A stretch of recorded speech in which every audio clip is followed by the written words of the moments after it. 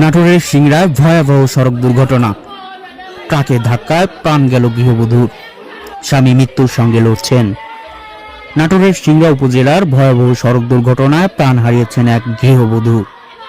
একই ঘটনায় গুরুতর আহত হয়েছেন তার স্বামী।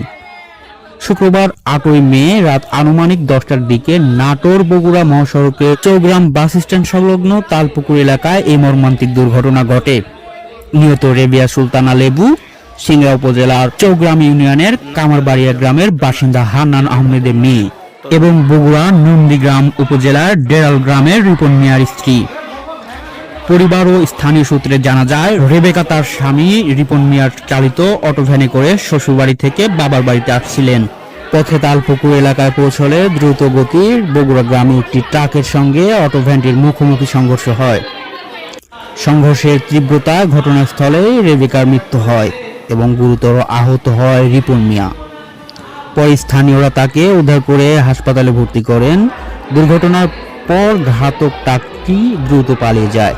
খবর পেয়ে সিংড়া থানার পুলিশ ঘটনাস্থল পরিদর্শন করে। সিংড়া থানার ভারপ্রাপ্ত কর্মকর্তা ওসি রফিকুল ইসলাম জানান, পলাতক ট্রাকটি শনাক্ত ও আটকের চেষ্টা চলছে এবং এ ঘটনায় প্রয়োজনীয় আইনগত ব্যবস্থা গ্রহণ করা হবে। এ মর্মান্তিক দুর্ঘটনায় এলাকার শোকের ছায়া নেমে এসেছে। দর্শক, নাটোর থেকে সুজন মাহমুদ, নিউজ ডেস্ক।